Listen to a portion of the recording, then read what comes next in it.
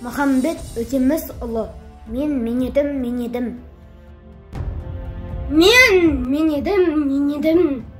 Мен нарында жүргенде еңірен ер едім.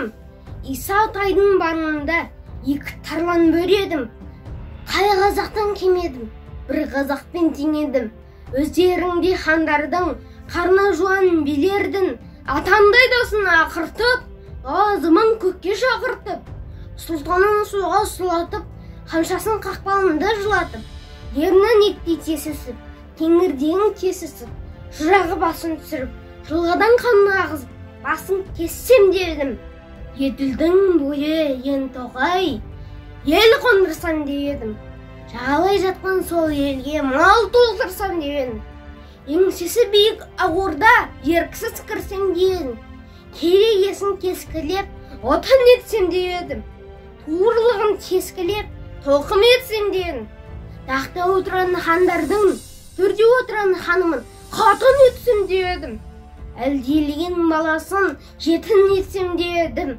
Хан сусыны сары бал сұраусыз ішсем дедім. Ханның киген күреуге үстіме кисем дедім. Қанекейде күрттіңді қансыз қошсам дедім. Тәнекейде тектіңді етелгі көзін төңкертіп, күшіктей дасын қаңсытып, аш көзінде белін бөгілтіп, әділ жанын түңілтіп, ат күтіне өңілтіп, артыма салсам дедім. Тілекті Құдай бермеді, өздерінде хандарды осылай бір қылсам дедім. Мен едім. Мен нарында жүргенде еңірген ер едім.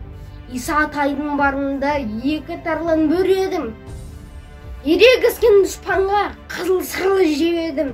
Жақсыларға еп едім, жамандарға көп едім. Ерегіскен дұшпанның екі талайы болғанда азыққа етін жебедім. Хан баласы Ақсүйек, бәйке сұлтан сен болып, сен Динар қоспақтың баласы. Маған оңаша жерден жолықсан, қайраннан алған шабақтай қайбір соғып ас етсе, тамағыма қылқанын кетер демесең. Арнаға тіркеліп, пікірлеріңізді жазып, қолдау көрсетіп отырыңыздар.